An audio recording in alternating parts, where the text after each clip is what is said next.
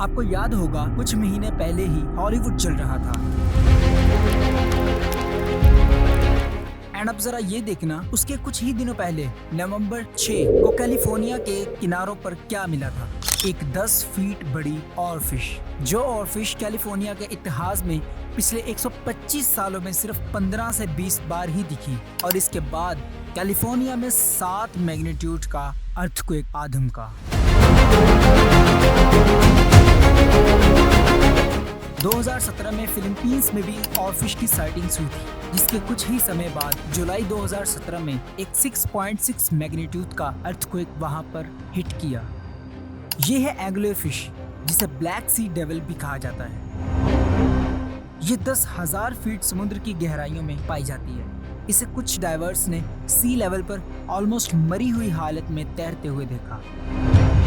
इस वाले ऑरफिश को तो लिटरली मैक्सिको के सी शोर पर अपनी जान के लिए तड़पते देखा गया, जबकि ऑरफिशेस तो यूजुअली डीप सी में 5,000 फीट अंदर पाई जाती है। और देखिए ना, अभी कुछ ही दिन पहले 7.7 मैग्नीट्यूड का अर्थक्वेक थाईलैंड में भी आ गया।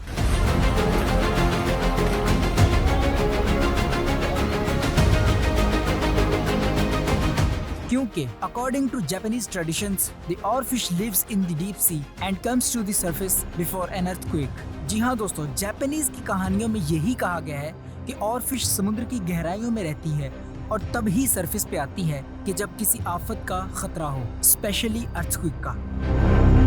इसी तरह 150 से भी ज्यादा डॉल्फिन्स समुद्र को छोड़कर ऑस्ट्रेलिया के सी शोर पर उतर आए। ये तो कुछ भी नहीं, ऑस्ट्रेलिया के वेस्ट कोस्ट में ही 30,000 से भी ज्यादा फिशेस सी शोर पर मरी हुई पाई गई।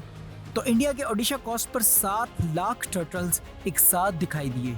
गहरे समुद्र में कुछ तो अनजान घटना घट रही है, जिसकी वजह से समुद्र के जीव जिंदगी की जगह मौत चुन रहे हैं। दोस्तों सोचो, क्लाइमेट चेंज इतना खतरनाक क्यों होता जा रहा है? आखिर क्यों हर साल के तूफान पिछले साल से ज्यादा तबाही मचा रहे हैं? नासा क्यों अरबों डॉलर्स खर्च करके सितारों को देख रहा है और हम तो जमीन पर एक दूसरे से लड़ रहे हैं? और ये नए नए वायरस ये कहाँ से आ रहे हैं? ये जो आग बुझने का नाम नहीं ले रही।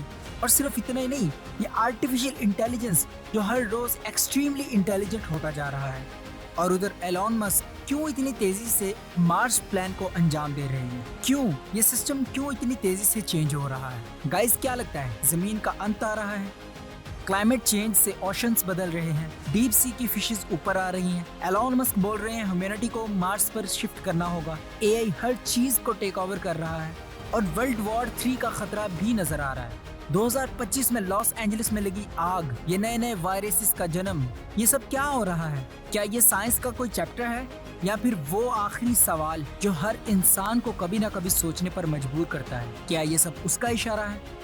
सोचो, अगर तुम एक दिन उठते हो और तुम्हें पता चलता है कि जमीन का क्लाइमेट एक डेडली स्टेज पर पहुंच चुका है, मार्स पर ह्यूमंस लाइफ बसने का काम शुरू हो चुका है और एआई इंसानों से ज्यादा पावरफुल हो गया है। लेकिन रुको, ये सिर्फ कोई रैंडम स्पेकुलेशन नहीं बल्कि रियलिटी बन रहा है।